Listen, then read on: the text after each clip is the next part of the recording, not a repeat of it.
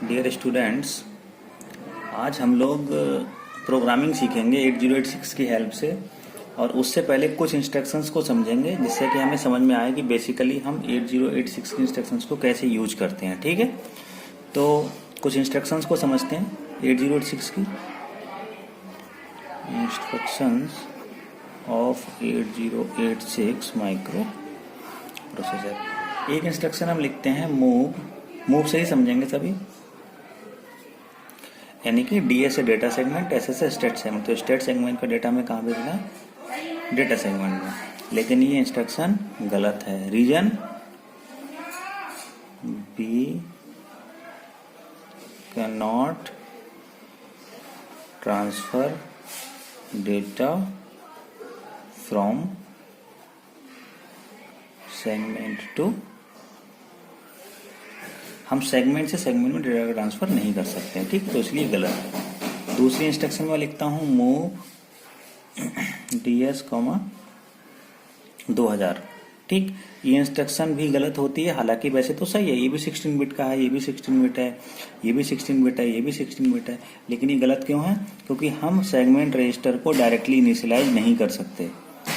We can not initialise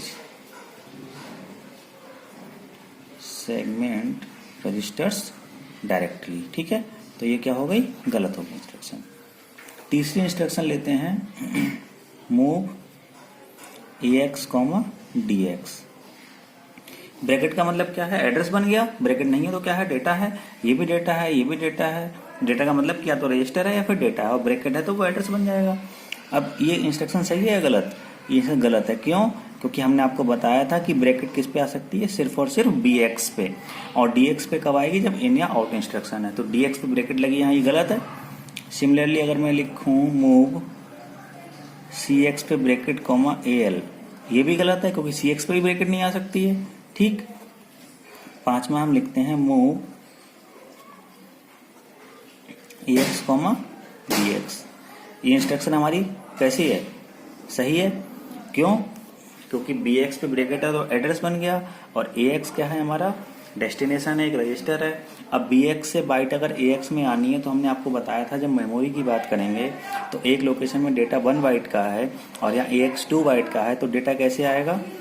ये BX पे bracket है, तो इसका मतलब सेगमेंट कौन सा लेंगे हम लोग लेंगे इसमें डेटा सेगमेंट। अब जब इसमें डेटा सेगमेंट लेंगे तो इसमें कैसे करके ऑपरेशन होगा? DS × 10 + BX। इसकी जो बाइट है वो कहाँ आएगी? L में, और DS × 10 + BX + 1, इसकी बाइट कहाँ आएगी? H में। ठीक, अगर मैं लिखता मूव AX, BX, इसमें क्या होता कि जो BL में है वो कहाँ चला जाता? AL में, और जो BH में है वो कहाँ चला जाता? AH में। ठीक है, तो इसमें कंटेंट नहीं आ रहा है, ये डायरेक्ट रजिस्टर ट्रांसफर हो रहा है, लेकिन इसमें कंटेंट आ रहा है, तो कंटेंट 2 लोकेशन से आएगा। ये बात समझने की है। ऐसे ही मैंने लिखा अगर मूव AX, BL, तो ये गलत हो जाएगी क्योंकि ये 8 बिट का है, ये 16 बिट का है, जबकि दोनों बराबर होने चाहिए। तो जब ब्रैकेट लगी होगी उस केस में उसको 8 बिट कंसीडर कर सकते हैं और 16 बिट भी कर सकते हैं। इसीलिए ब्रैकेट लगे हुए केस में कोई टेंशन नहीं है, चाहे डेस्टिनेशन या सोर्स 8 बिट का हो या 16 बिट का हो, क्योंकि bracket can be considered either for 8 bit और फॉर 16 बिट। अब अगर मैं लिखता हूं मूव BL, DX, ये भी गलत है। क्यों? क्योंकि DX पे ब्रैकेट आ नहीं सकती है। लेकिन अगर मैंने लिखा मूव CL, BX पे ब्रैकेट, अब ये सही है। ये BX 8 बिट के लिए कंसीडर कर लेंगे जब डेस्टिनेशन 8 बिट का है, और 16 के लिए कर लेंगे जब 16 बिट का हमारा डेस्टिनेशन है। तो इस वाले केस में क्या होगा? DS × 10 + BX की जो बाइट है वो कहाँ आ जाएगी? CL में आ जाएगी। तो इसको 8 बिट या 16 बिट कुछ भी कर सकते हैं, बाकी जो एक्चुअल डेस्टिनेशन है वो होनी चाहिए हमारी सेम, अगर सोर्स डेस्टिनेशन रजिस्टर है तो, और मेमोरी है तो 8 या 16 कुछ भी कंसीडर कर सकते हैं। अब अगर मैं लिखूं मूव EL, 0500H, ठीक, ये डायरेक्ट वैल्यू किससे लिंक होगी? सेगमेंट DS से, ये भी DS से लिंक होगा। तो इसमें क्या होगा? DS × 10 + 0500, इस लोकेशन की बाइट कहाँ आ जाएगी, EL में। ठीक है, अब अगर मैं यहाँ पे एक इंस्ट्रक्शन लिखूं मूव DL SS: BX, इसमें क्या होगा कि अब जो यहाँ पे कैलकुलेशन होगी तो DS की जगह SS आ जाएगा। हमने आपको अगर बताया भी था कि जब हमें डिफाइंड सेगमेंट से किसी और सेगमेंट को अगर लिंक करना है तो और सेगमेंट को हम इस तरह से डिफाइन करते हैं और इस कॉन्सेप्ट को क्या बोलते हैं, सेगमेंट ओवरराइड प्रीफिक्स। और यहाँ पर क्या होगा, SS × 10 + BX की जो बाइट है वो कहाँ आएगी, DL में।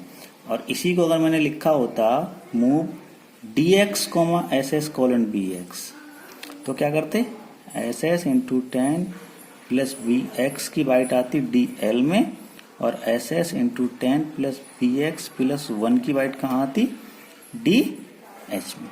ठीक, तो अगर हमें अपने मेन सेगमेंट से जो हमारा डिफाइंड है उससे अलग हटना है तो इस तरह से हम सेगमेंट ओवरराइड प्रीफिक्स का यूज कर सकते हैं। तो इस तरह से हमने एक बेसिक डिस्कशन किया है कि हम किस तरीके से इंस्ट्रक्शंस को एग्जीक्यूट करते हैं 8086 माइक्रो प्रोसेसर में। अब समझने के लिए इन सारे कॉन्सेप्ट्स को एक एग्जाम्पल लेते हैं, एक प्रोग्राम बनाते हैं। ठीक है, एक प्रोग्राम बनाते हैं, transfer of 100 bytes from memory location 23000H to new memory location 28000H।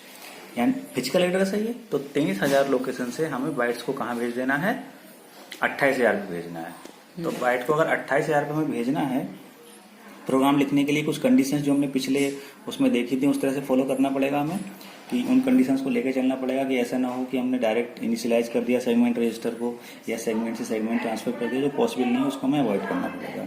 तो हम कैसे करेंगे, इस केस में हम क्या करेंगे, हम इसको बनाएंगे तो कैसे लिखेंगे, हमने लिखा मूव AX, 2000, क्योंकि देखो इस 23,000 का मतलब क्या हुआ, 2000 × 10 + 3,000, इसका क्या मतलब हुआ, 2000 × 10 + 8,000।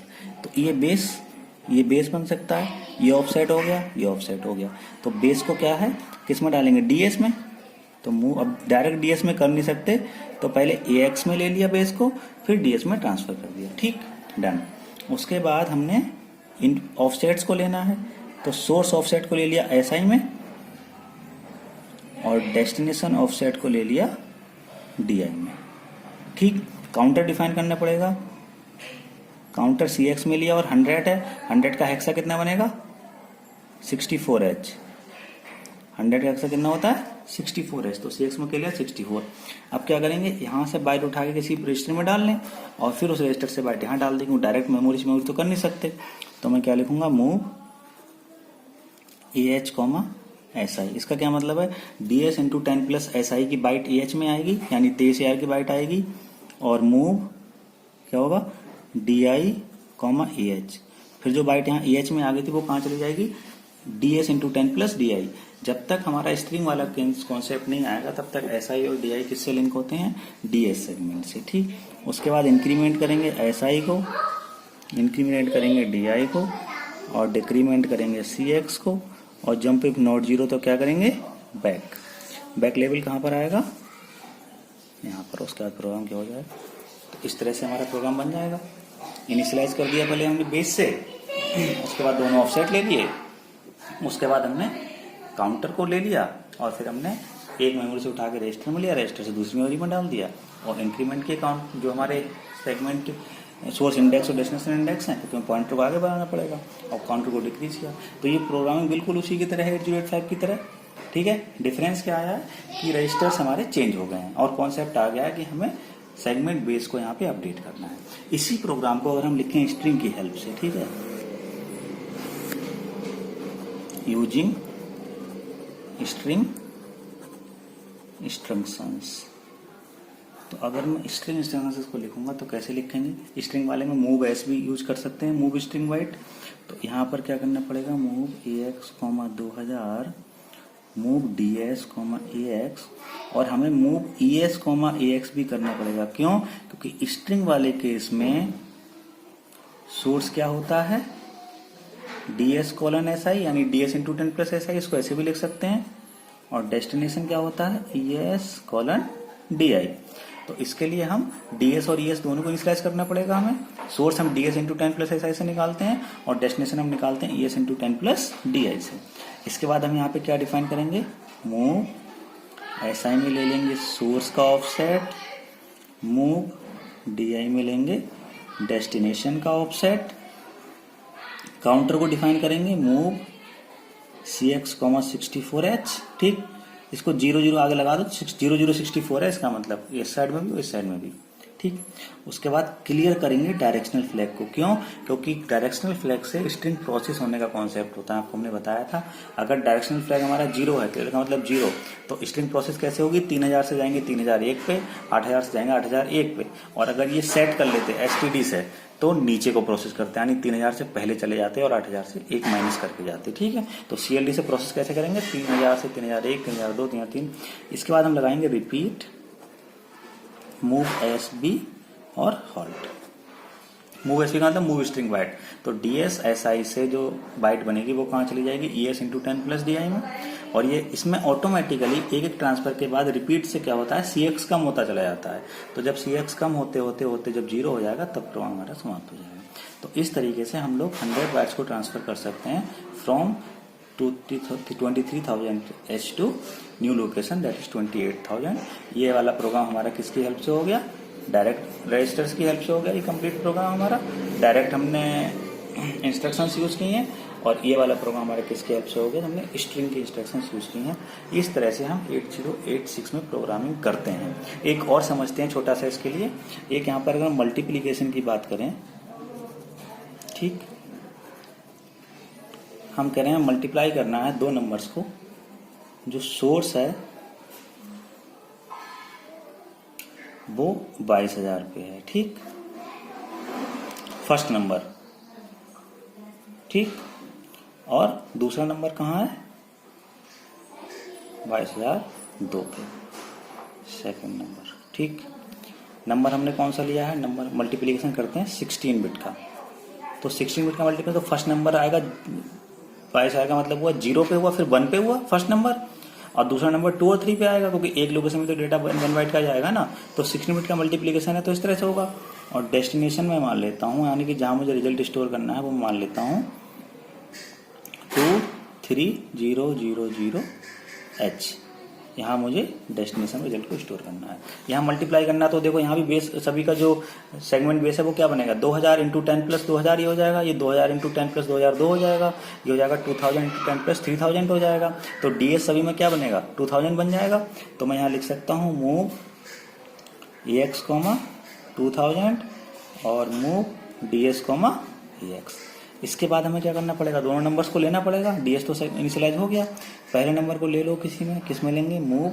अब 16 बिट का मल्टीप्लिकेशन है तो AX BX मल्टीप्लाई होगा, तो हम पहला नंबर ले लेते हैं AX में। कहाँ से, 2000 के ऑफसेट से। तो 2000 का ऑफसेट से का मतलब कि जो बेस था 2000 इंटू 10 प्लस 2000 से AL में आएगा, और 2000 इंटू 10 प्लस 2000 1 से H में आएगा। ऐसे में लिखा मूव DX, 2002। ये दूसरे नंबर का ऑफसेट है, तो दूसरे नंबर का ऑफसेट से BL में आया, और 2003 वाले से कहाँ जाएगा, BH में। तो AX BX में आ गया, हम लिखेंगे यहाँ मल BX। तो मल BX से क्या होता है, AX और BX मल्टीप्लाई होंगे, और रिजल्ट कहाँ जाता है, DX और AX में। रिजल्ट कहाँ जाता है, DX और AX। रिजल्ट कहाँ होता है, DX AX। ठीक है, अब इसको हमें स्टोर करना है। ठीक है, तो स्टोर करने के लिए मूव AX को कहाँ भेजेंगे, लोअर लोकेशन में। तो AX जाएगा 3000 के ऑफसेट पे डेस्टिनेशन में, और मूव DX कहाँ जाएगा, 3002 के डेस्टिनेशन पे, क्योंकि AX कहाँ जाएगा, AL जाएगा 3000 पे, और AH जाएगा 3001 पे, DL जाएगा 3002 पे, और DS जाएगा 3003 पे। इस तरीके से हम रिजल्ट को स्टोर कर देंगे और प्रोग्राम को हम स्टॉप। Thank you.